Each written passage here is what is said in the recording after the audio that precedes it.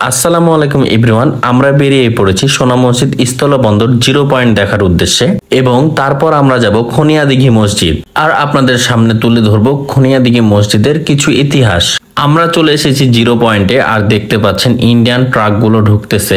এই ইন্ডিয়ান ট্রাকগুলো এখানে আনলোড করে বাংলাদেশ ট্রাকে উঠানো হবে, তারপর যে জায়গায় যাওয়ার কথা সেখানে চলে যাবে। আমরা চেষ্টা করছি এখান থেকে আরেকটু সামনে যাওয়ার, দেখি আরেকটু সামনে আমরা যেতে পারি কিনা। আমরা আরেকটু সামনে এগিয়ে আসলাম, দেখুন কি বিশাল বিশাল ইন্ডিয়ান ট্রাক। ইন্ডিয়ান ট্রাকগুলো বাংলাদেশের ট্রাকের তুলনায় অনেক বড় বড়। যাই হোক, আমরা কিছু সময় এই 0 পয়েন্টে কাটালাম। এখন আমরা চলে যাব খনিয়াদিঘি মসজিদ দেখতে। চলুন তাহলে যাওয়া যাক। আমরা চলে আসলাম খনিয়াদিঘি মসজিদের কাছে। খনিয়াদিঘি মসজিদ বাংলাদেশের একটি ঐতিহাসিক স্থাপত্য, যার অবস্থান চাঁপাইনবাবগঞ্জ জেলার ছোট সোনা মসজিদের সন্নিকটে। এটি আনুমানিক 15-10 শতকে নির্মিত হয়েছিল, যা গৌড়ের প্রাচীন কৃতিগুলোর অন্যতম মনে করা হয়। ধারণা করা হয় 1480 খ্রিস্টাব্দে কোনো এক রাজবিবি মসজিদটি নির্মাণ করেন। মসজিদটি দেখতে প্রায় মালদার চামকাঠি মসজিদের মতো। এটি স্থানীয়ভাবে চামচিকা মসজিদ এবং রাজবিবি মসজিদ নামেও পরিচিত।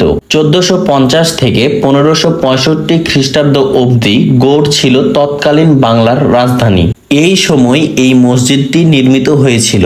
এই মসজিদের পাশে বিশাল এক দিঘি রয়েছে, যার নাম খনিয়াদিঘি নামে পরিচিত। কাছাকাছি আরেকটি মসজিদের নাম দারাসবাড়ি মসজিদ। মসজিদটি দীর্ঘকাল আগে পরিত্যক্ত হয়েছে, পরিচর্যার অভাবে এই মসজিদটি বিলীয়মান। মসজিদের পাশে ছোট্ট একটি দোকান আছে, আপনারা ঘুরতে আসলে এখানে টুকটাক কিছু খেতে পারবেন। আর এই পাশে সেই দিঘিটা অনেক বড় আর অনেক গর্ত বলে মনে হচ্ছে। আমি যখন ভিডিওটি করছিলাম তখন প্রচুর বৃষ্টি হচ্ছিল, তাই আপনাদের হয়তো দেখতে একটু সমস্যা হচ্ছে, কিন্তু সত্যি অনেক বড় দিঘি এটা।